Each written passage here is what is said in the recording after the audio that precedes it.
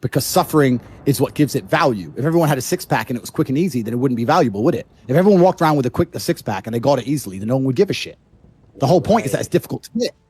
Value is linked to difficulty. If you want something that is valuable, you need something which is difficult to obtain. The fact that you just said you wanted it quick and easily shows that your whole mental model is fucked. You shouldn't be thinking about quick and easy. You should be thinking about hard, suffering, pain, going through it. That's what you should be thinking about. This is going to be hard, but I'm going to do it anyway. Because when it is done, then everyone's going to know that I went through something difficult.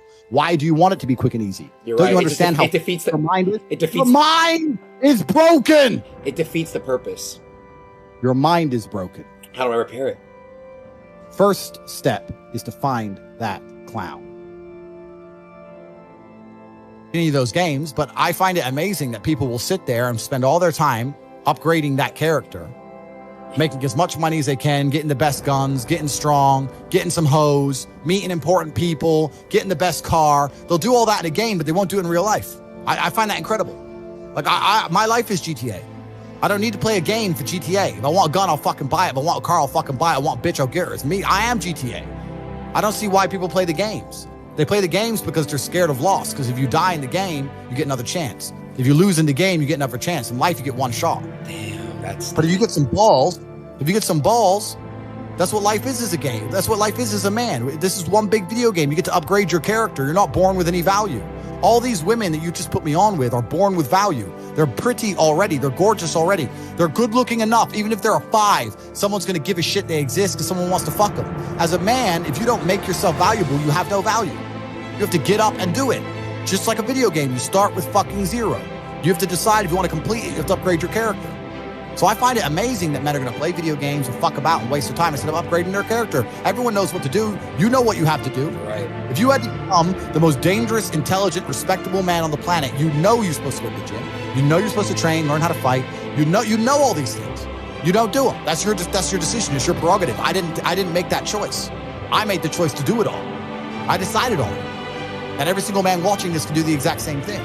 Which is why I have very little pity. When I do these streams and people think I'm arrogant or I'm rude to people, or even to you earlier when I was making jokes and I've been joking with the girls, saying I'm not, yeah. Of course, and I know we're only joking, right? But the point is that's a conscious decision you made. I would never make fun of someone who hasn't got a choice. I wouldn't make fun of someone born with one. I have a choice then. But if you've made a fucking decision to be less than you should be, then I believe you should be mocked for that decision. I agree. I feel like, yeah, because like you're not living up to your full potential. Like it's your choice to basically not live up to your full potential.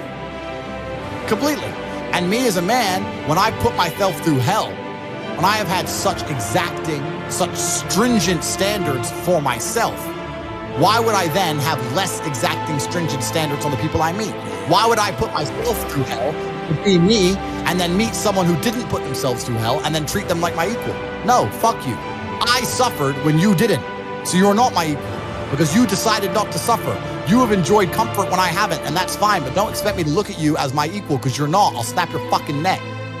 Andrew, that's the world. Andrew, I have like a lot of friends around me. They're like good friends. Like, they're real friends, but like they're incredibly like lazy and they have so much potential. Like they could be big, they could be getting rich, all this shit, bro.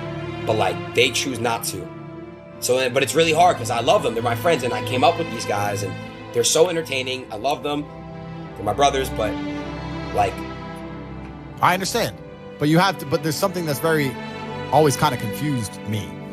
When I tell people that you are the sum of the 5 people you spend the most time with, everyone agrees. They go, "Yeah, that's probably true." The 5 people you spend the most time with, that's what you're gonna end up like. They say, "Yeah, that's true," and then they continue to hang around with people who they don't want to be.